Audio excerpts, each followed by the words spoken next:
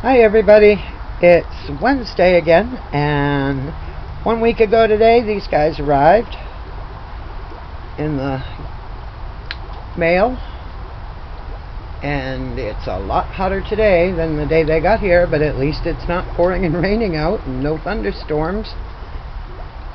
So I just thought I'd do a quick update, show you how everybody's doing. I swear they have grown. They're still a bit shy when I come out. Usually they run and hide in the back.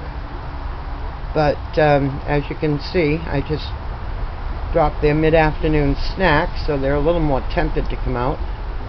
They get something different to eat almost every time I feed or every day. And right now what they're having is Repashy. It's a gel food. And you just sort of make it up at home. It's a great food. A lot of breeders use it. I've been using it for some of my other fish, and I'm glad that I have it for these guys. I know I might be crazy, but I swear they have gotten a lot bigger.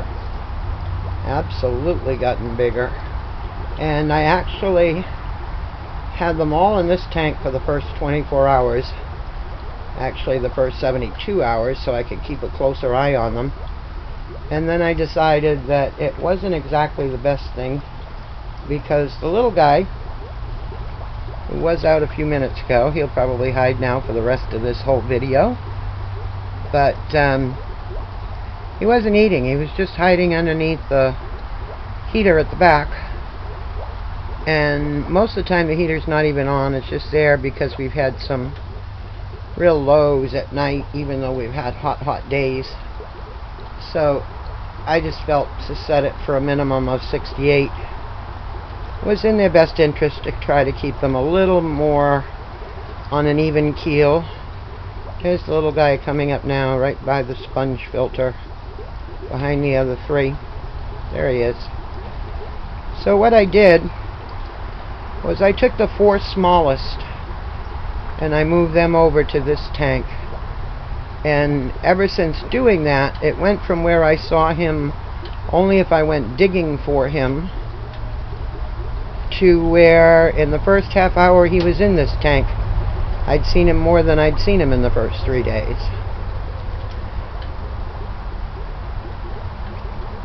Every now and then, you know how it is, you get tired of talking, so you get some gaps. It's not so much tired of talking, but what happens is you get absolutely engrossed in seeing what the fish are doing. So that's what happens to me a lot.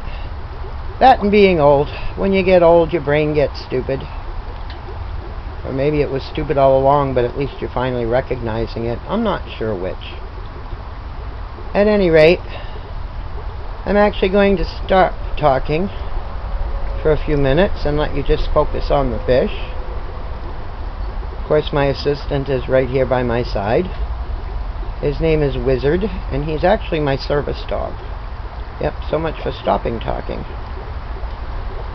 But anyway, this little guy is my absolute favorite because I have no idea what he's going to do or how he's going to turn out.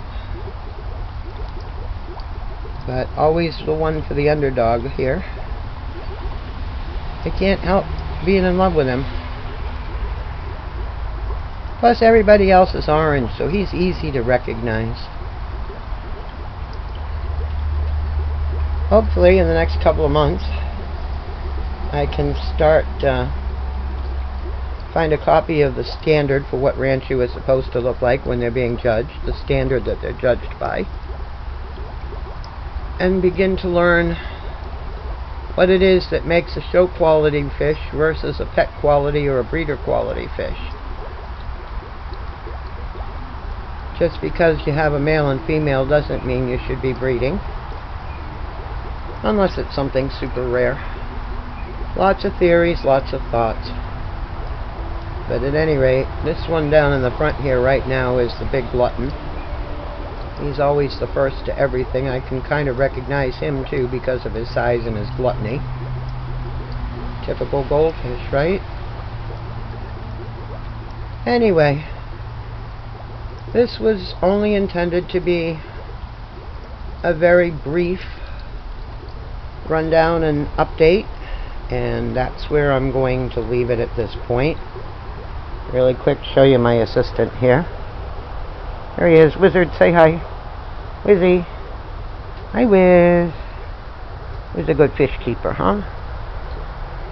For those who'd like to know, Wizard is a smooth fox terrier. And yes, I said he's a service dog. What he does for me is medical alerts.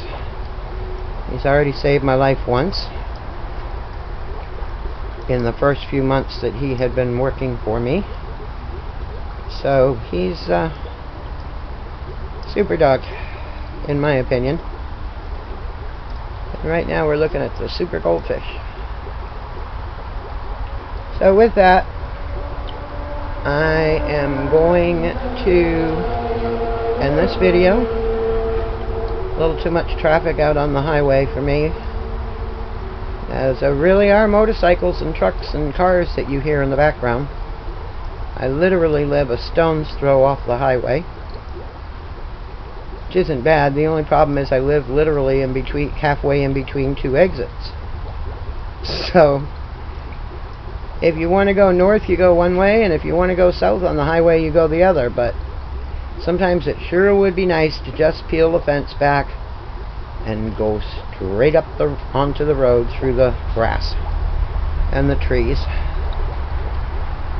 At any rate, these are my guys. Gary, I can't thank you enough. Once again, absolutely in love. Yeah, that's about it.